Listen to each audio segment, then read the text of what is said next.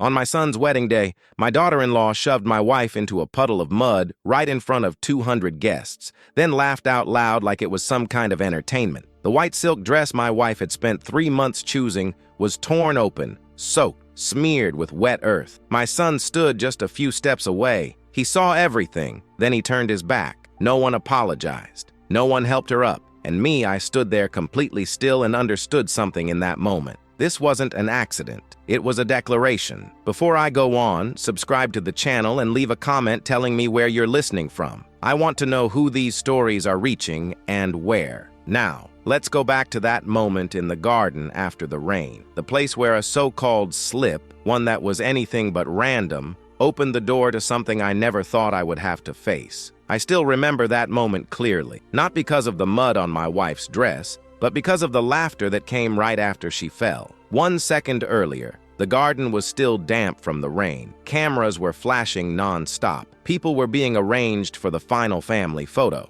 1 second later, everything froze. Serafina slipped when someone stepped hard on the hem of her dress from behind. She lost her balance and went straight down into a puddle that was still holding rainwater. I heard the silk tear as it was pulled. I heard the sharp breath leave her chest when her hand hit the cold ground. Mud splashed up onto the white fabric, spreading fast as if it had been waiting there. Tiffany was standing right behind her. I saw it clearly. She didn't bend down. She didn't reach out a hand. She laughed, a high-cutting laugh. She lifted her voice just enough for the circle of guests nearby to catch every syllable and said, with a careless laugh that carried farther than it should have, "Oh, please, Mom, don't start performing just to pull attention back to yourself." The atmosphere seemed to collapse in on itself for a heartbeat. A couple of people let out uncomfortable chuckles that didn't quite belong anywhere. Others shifted their gaze toward the flowers, toward their shoes, toward anything that didn't require them to acknowledge what had just happened. No one spoke up, no one corrected her. And what settled into my chest wasn't the sting of the remark itself, but the heavy unspoken agreement that followed it, the way silence can act like a signature. Serafina remained where she had fallen, her knees pressed into the damp ground. One hand braced against the earth as she tried to rise, but the soaked fabric clung to her, dragging her back as though it had weight of its own. I searched her face. There were no tears, no trembling lip, no outward sign of protest. Only a distant, stunned expression, like someone who had suddenly realized they had been placed in a scene they never auditioned for, expected to play a part without ever being told the script. Then my eyes moved to Julian. My son stood only a few steps away. He had seen it all. He had heard every word, every tone, every subtle shift in the air. Yet instead of stepping forward, instead of offering even the smallest gesture of acknowledgement, he adjusted the cuff of his suit, turned slightly aside, and pretended to focus on the photographer who was arranging people for the next picture. In that instant, something inside me shifted into focus. This was no longer a simple misunderstanding between relatives. This was something far more deliberate, something shaped long before this moment arrived. Voices rose again, but not in defense. Someone from the bride's side casually remarked that the garden must still be slick from the earlier rain, that older guests should probably be more careful where they step. Another person murmured about the timing, about how the fall might have ruined the flow of the photographs. Not a single voice mentioned the heel pressing into the hem of the dress. Not one repeated the sentence that had cut through the air moments earlier. Instead, everything was smoothed over with polite, neutral explanations, as though refusing to name what had happened could erase it completely. I moved toward Serafina and helped her to her feet. Her hand was cold, the skin slick with mud. Out of instinct, more than logic, I brushed at the fabric of her dress, knowing full well there was no restoring it to what it had been. She gave a faint shake of her head, a quiet signal for me to stay silent. Even now,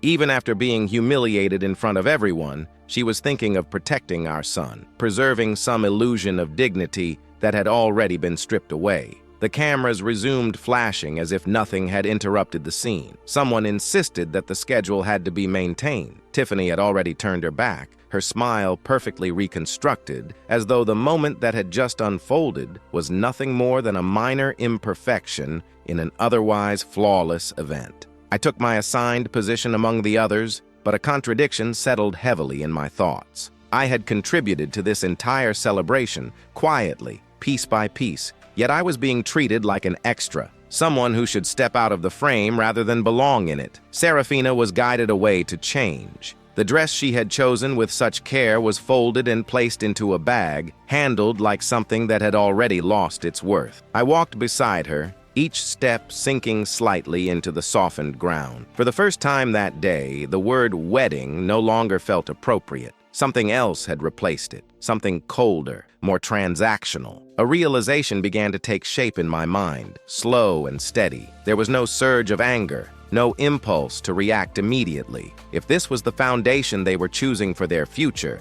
then what had happened in the garden wasn't an accident. It was a signal. A boundary had been crossed. And once that line is crossed, silence stops being patience. It becomes a record. It becomes memory. When we returned inside, the warm scent of food and the bright clink of glasses filled the hall, drowning out any trace of what had occurred outside. Conversations resumed, laughter echoed, and the garden might as well have ceased to exist. No one asked how Serafina was. No one referred back to the fall. It was as if changing rooms had erased the event entirely. Our seats were placed at the far edge of the hall, near the kitchen entrance. A small table with a slightly creased cloth, separated from the larger central tables where Tiffany's family gathered in animated conversation. I looked around and understood immediately. This placement had not been accidental. It was deliberate, carefully chosen, far enough away to be forgotten in photographs, close enough to be dismissed without effort. Serafina sat slowly, her posture straight, her hands folded neatly in her lap.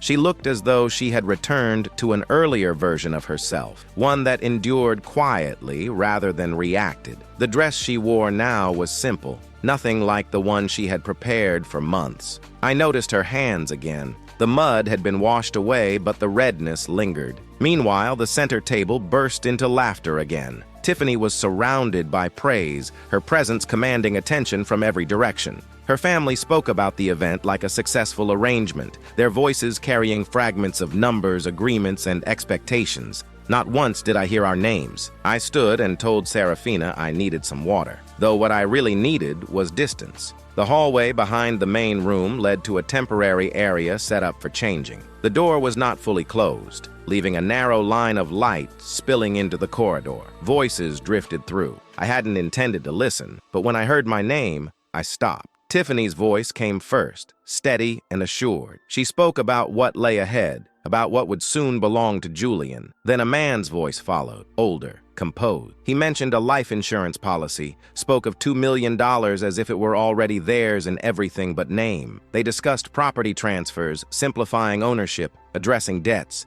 Each sentence was calm, reasonable on the surface, yet beneath it ran a current of expectation that was impossible to ignore. Then Julian spoke. My son. His tone was quieter, more measured, but there was no objection in it. He said I was aging, that I had begun to forget things, that it would be safer if he managed everything. He even laughed lightly, as though sharing a harmless anecdote. I stood there with my hand resting against the door frame, feeling not anger, but something far clearer. Serafina's fall had not been an isolated moment. It was part of a larger understanding of how we were seen, of what we had become in their eyes. Not people, but assets. Not parents, but figures on paper. When I returned to the table, Serafina looked up at me, searching my face. I gave a small shake of my head. Not yet. I sat down, lifted my glass, and held it without drinking. The music grew louder. Speeches about unity filled the room. I listened, but felt nothing. We left early, quietly. No one noticed. Outside,